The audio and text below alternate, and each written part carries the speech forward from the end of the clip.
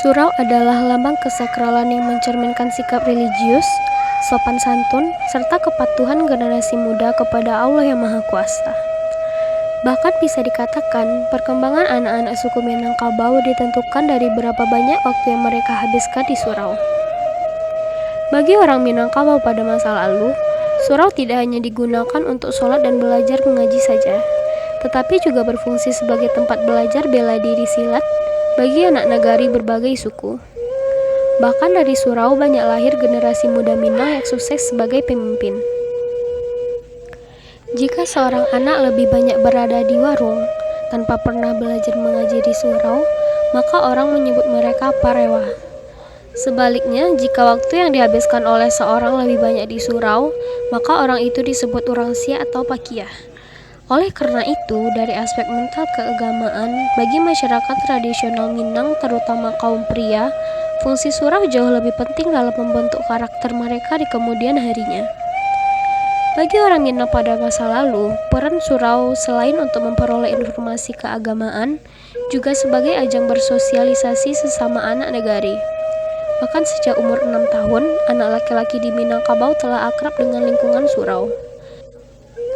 Kemudian, jika kita melihat struktur bangunan rumah tradisional orang Minangkabau yang dikenal dengan rumah gadang, memang tidak ada menyediakan kamar bagi anak laki-laki.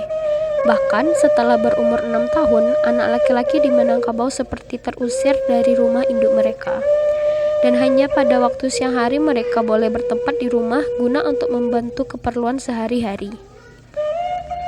Sedangkan pada waktu malam hari, mereka harus menginap di surau. Selain karena tidak disediakan tempat, mereka juga merasa risih untuk berkumpul dengan orang sumando atau suami dari kakak atau adik perempuan mereka dan mendapat ejekan dari orang-orang karena masih tidur dengan ibu. Dalam ucapan yang khas, lalok di bawah ketiak mande. Di surau, mereka bukan hanya sekedar menginap atau tidur, tapi banyak aktivitas penting yang mereka lakukan di surau, seperti belajar silat, adat istiadat, randai, dalam mengganti tambo yang dilaksanakan beriringan dengan aktivitas keagamaan seperti belajar tarekat, mengaji, sholat, sholawat, berzanji, dan lainnya. Karakter Islam tradisional sesungguhnya lahir dari aktivitas tersebut. Secara fakta, bisa dikatakan sangat besar fungsi dan peran surau bagi perkembangan generasi muda Minang pada masa lalu. Untuk itu, sungguh sangat ironi bila situs perkembangan seperti surau yang sangat strategis ini mengalah pada perubahan. Soalnya, surau mewadahi dari sebuah generasi masyarakat Minang, lengkap sesuai yang sulit dicari tandingannya dalam budaya manapun di dunia ini. Kemudian, adat budaya yang mengacu pada konsepsi alam takambang jadi guru, melahirkan kebijakan sehingga orang-orang Minangkabau harus tahu kato dinan ampe, yaitu kato mandaki, kato manurun, kato mandata, dan kato malereng. Merupakan sebentuk kearifan yang diperoleh melalui pelatihan terpadu yang mengintegrasikan antara konsep ideologi dengan norma-norma budaya dan praktis lewat lembaga semacam surau. Seiring dengan berkembangnya Islam, surau menjadi aset yang dapat digunakan untuk menyebarkan dan memperkenalkan konsep-konsep dasar Islam. Kedatangan Syekh Burhanuddin di penghujung abad ke-17 dengan mendirikan surau di daerah Ulakan Pariaman menjadi titik awal dari terbentuknya karakter tradisional Islam hampir di seluruh wilayah penyebaran maupun pengaruhnya. Hal itu disebabkan karena kemampuan tarekat Syatariyah yang dibawa oleh Burhanuddin sangat mengakomodasi tradisi lokal.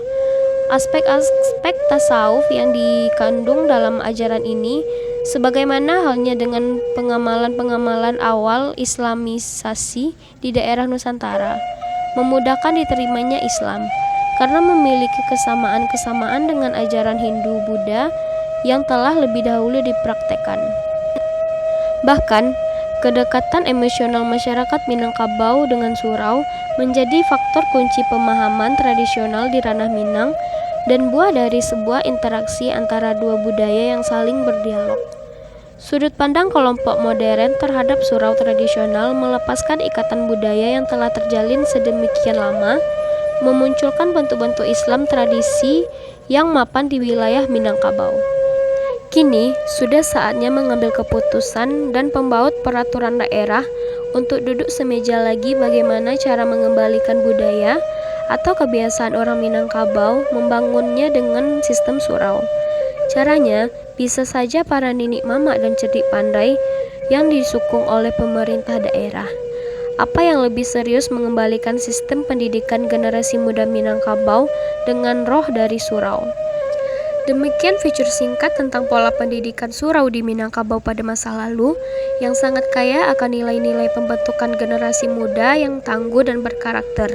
Semoga saja bisa menginspirasi kita kembali merevitalisasi pola tersebut dan mengadopsinya untuk membantu terciptanya generasi yang memiliki kecerdasan intelektual, kecerdasan emosional, dan kecerdasan spiritual yang seimbang.